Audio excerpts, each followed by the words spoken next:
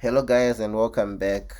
Today we are going to be doing LeetCode question number 3, longest substring without repeating characters. So it says, given a string S, find the length of the longest substring without repeating characters. And then you are given some examples. Example 1, if the input is A, B, C, A, B, C, B, B, the output is 3 because that's the longest substring. So for those who don't know what a substring is, the definition is also provided. So a substring is a contiguous non-empty sequence of characters within a string. Then example 2 is a string S, which is BB, BBB.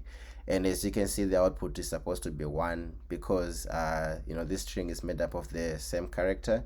So the longest substring is going to be 1. And then you're also given example 3 here, PWW, and the output is 3. And it says that notice that the answer must be a substring. PWKE is a subsequence, not a substring. And you're also given some constraints that the length of the string S is going to be either 0 or 50,000 characters, 5 by 10 to the power 4 here. And then S consists of English letters, digits, symbols, and spaces.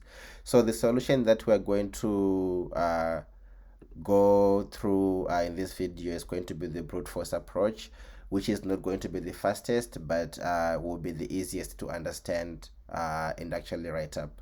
So essentially how that's going to work is we are going to basically iterate through the string. So we're going to iterate through this string.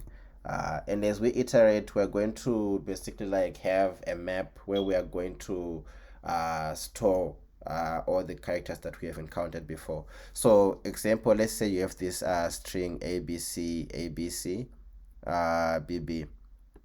You have a map where you're storing like each character, and you are going to be storing the character and its last known index, so that like like where was the last place that you were counting. And as you go through the string itself, right, let me just put it here to make it easier to understand. So say you have ABC, ABB here. So you are going through each of these characters. When you are at position 0 index, you have the character A. So you put A in a map along with this index, and then you set a variable that is storing like the current like maximum length that you have found. You increase that to 1, and then when you get to B, right, you check if the map contains the character B. If it does not, you increment again the variable that is storing the current maximum length. And then you get to C, you do the same thing as well. Check if C is in the map. When you get to A, you're going to discover that like in your map the character has been found before. So in that case, you're going to basically like store that current maximum length like in another variable, like if it's greater than what was initially in there. And then you clear your map, and then you do all the cleanup necessary. So this might not make a lot of sense right now, but let's just write the code. I think it would be easy to understand that way, right? So we need a variable, right, that we're going to use to store like the maximum length that we'll return. Let's just call that max length. So int max length, we initialize that to 0. And then we'll also need another variable that we are going to store like the current maximum length as we are counting in the for loop. So let's just call that current length, initialize that to 0 as well.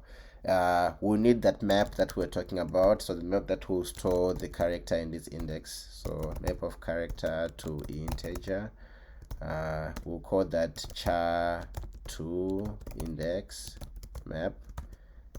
That will be we go to a new hash map.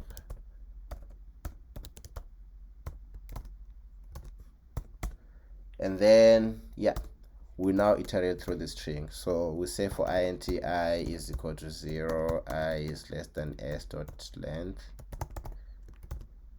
I plus plus. So well, now that we're in the loop, right, we're going to check if we have encountered the character before or not. So we'll say if, right, the map here contains the character. So if this contains key, actually let's check for the not contains case. right? Or maybe let's just, okay, contains key. Then we'll say s.char at I. So if the key is in there, right, this code will run, and then else, if the key is not in there. So if we have not encountered the character before, right, we want to basically increment this current length variable. So we'll increment this, and then what we'll also do is that we will add it to the map as well. So add that to the map. We'll put in the character as well as its index. So s.char at I, and then its index. But if we've seen it before, right, which is actually this clause here, if we have encountered the character before, what we want to do is we want to do some cleanup. So we're going to basically reset the value of I to start counting again from where, from the index after that character, so that we can see if we can get another longer substring. So we'll say I is equal to char to index map dot get s.char at I. So what this will essentially do is that, like in this case, let's say you encountered A at index, so this is index 0, into 0, 1, 2, 3. So the second A in this string is at index 3. If you encounter A again, you will set the value of I to 0, where the first A was found. And then because a for loop will perform this operation after the code is after the code inside is run, the value of I will be set to 1, and then that means that you start counting from index 1 again to see if you can find a longer substring. So yeah, I is equal to char to index map dot get s to char at I. And then another thing that you want to do after that is you also want to check if the current length is bigger than what the max length was. In that case, you update that max length.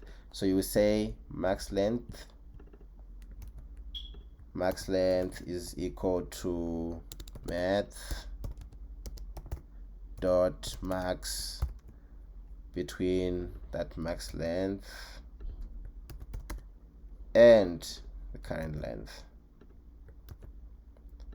And then now, because you want to start counting again, you set this to 0. And then because also we've been using this map, right, you also want to update this map. So we'll just clear everything in it, and then we start counting again. But what also happens is that this loop, right, this whole code here, right, it can stay in this else clause every time, which means that the operation for updating the max length might be skipped on the last iteration. So because of that, right, you can actually put this here, so that after everything is run, you can check again to make sure that the max length is updated. You could put it in this else clause, but then that means that that will be done every time, which is actually not necessary. And then after that, you can just return your max length as the answer. So let's just check to see if it passes the cases. So run, and as you can see, it passes all the cases, and then we'll submit. So as you can see, this solution takes 80 milliseconds, which beats 11.74%. So this is the brute force approach, the most easy to understand way to solve this question, but there are better ways to solve this question as well. So yeah, this is a simple solution for this question, longest substring without repeating characters. Thank you guys for watching, and see you in the next video.